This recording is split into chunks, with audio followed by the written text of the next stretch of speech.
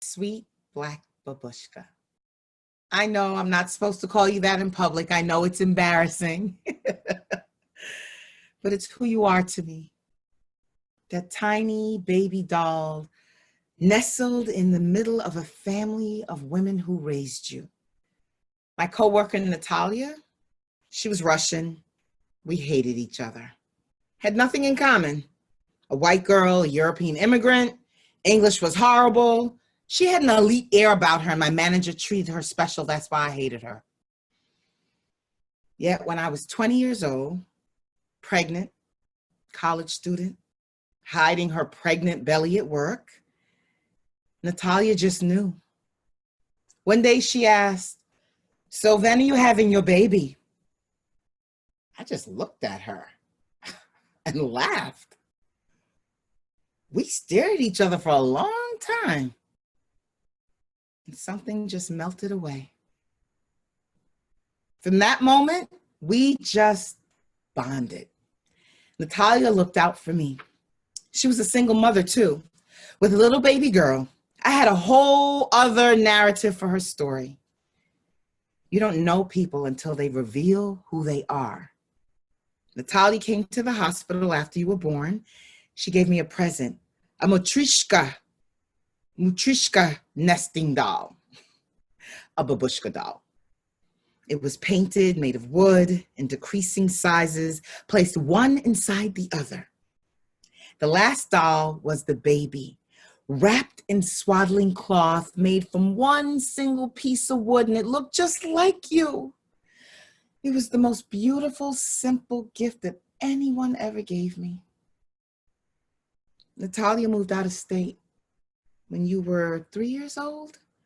We kept in touch through holidays and birthdays and yearly school pictures. Forever connected through the sacred Babushka doll. I used to hold that doll in the palm of my hand and hold you in my arms. Those dolls were Grandmama, Grandma, Aunt Sarah, me, and you. The only thing missing was my beloved father. God rest his soul. And your father. I know if it was meant to be, your father would have been here for you. We were young. I loved him, and I know he loved me, but he just was not ready to be a father. My focus was raising you. Grandmama taught me I had to forgive, love, and live. Without your father, I know it's been very different for you. I know it's been a challenge. I know you have pain around his not being in your life. That is why I surrounded you with these incredible women who nurtured you and molded you into the young man you are, my sweet black babushka. I look back at that precious time now, and I know how blessed you are. Each one of us gave you a small piece of ourselves so you could carry us into the future. Grandmama named you. His name should be an ancestral biblical one. Grandma gave you her thirst for knowledge and history. Aunt Sarah was the artist, and she immersed you in the world of creativity. Then there was me, finishing school, getting my master's degree. That was important for me and for you to witness that it could be done. You really do carry all of us into the future, my sweet black babushka. Family Day was the official start of the summer in our community. We all planned on going, but you were definitely past the stage of being seen in the park with 3 elders and your mom. So I said, okay, have fun, and make sure your cell is not on vibrate. Call me when you get there. We hugged and kissed, and you left so happy with your boys. The landline and my cell phone rang at the same time, which was weird. It was hard to understand the caller. Hello? Who is this? I remember hearing, "You have to come down now, it's your son." I dropped the landline and I bolted out the back door. I ran all the way to the park like a mama bear fearing her cub is in danger. I saw crowds of people, policemen, police cars, and 2 ambulances, and I suddenly remember being shoved back hard backwards by a huge policeman who barred me from entering the scene. His hands were pushing me hard, just above my breast, off my center. That's all I remember. I was told there was a huge melee and the police fired a warning shot into the sky to disperse the crowd. They were screaming and fighting, and you were running away. The police say they thought they saw someone with a gun running towards them.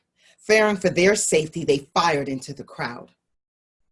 You were shot in the head and chest. My sweet black babushka. The police shot you in the head and chest. They killed my son, my only child. Why did they do this? How could they do this? This is what they do to young black men. Look at what they have done to you.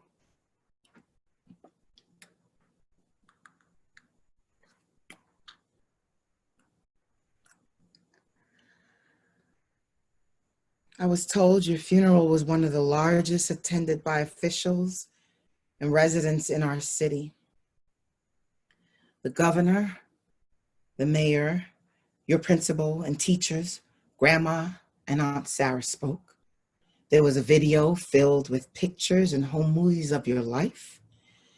You were in all white with all your sacred boyhood artifacts and notes from schoolmates and friends in your casket. There was a choir, a soloist, and a letter read by an official from the White House. Natalia and her daughter came to pay their respects. Your father came, respectfully sitting with his family.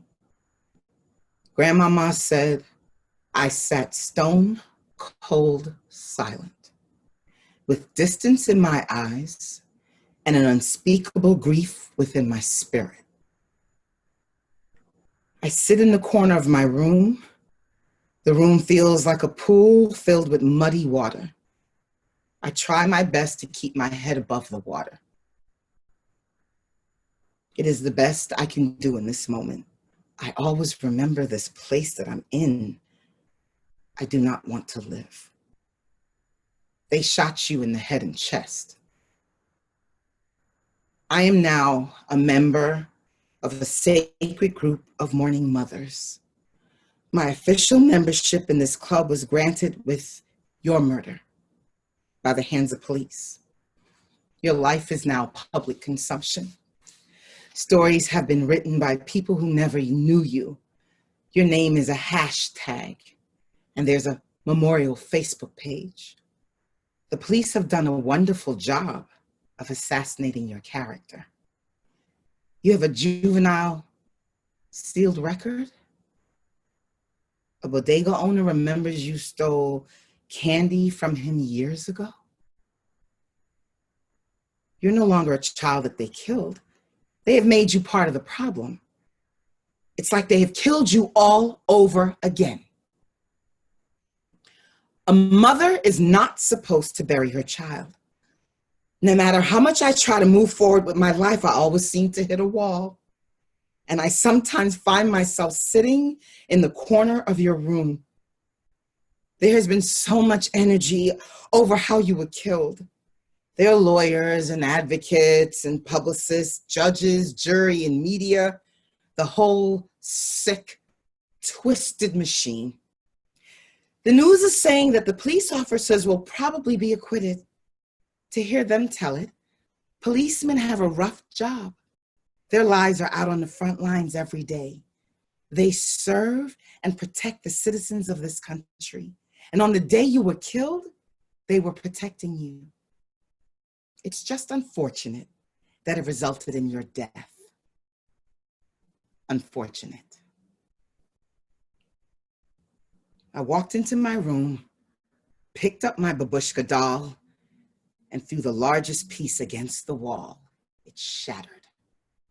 I took the baby doll and I crushed it beneath my feet. I was in a rage. I thought about driving my car over a bridge into the river. I remember that.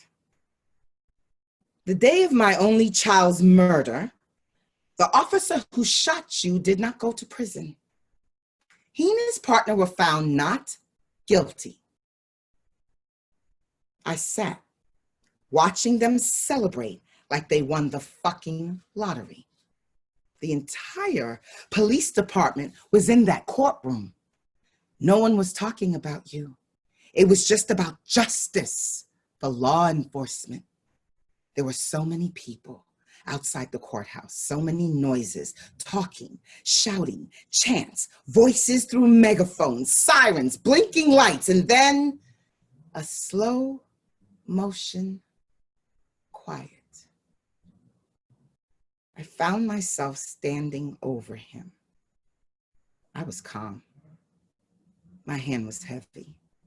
The police officer who shot you in the head, I shot him in the head and chest. His mother has to bury him now.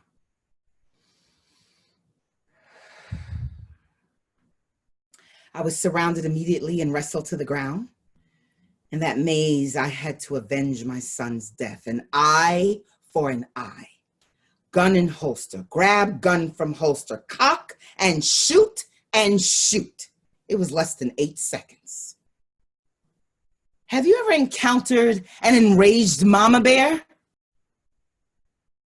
I have not. I only see her in the mirror.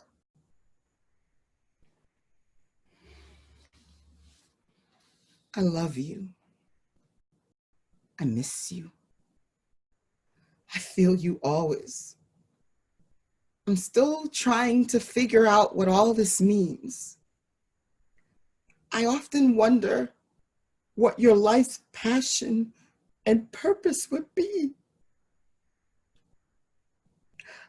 I did everything I could do and it was still not enough.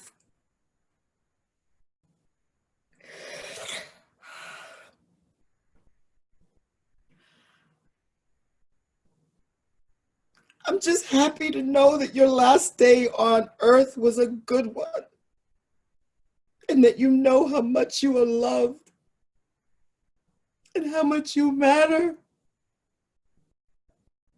My sweet black Babushka.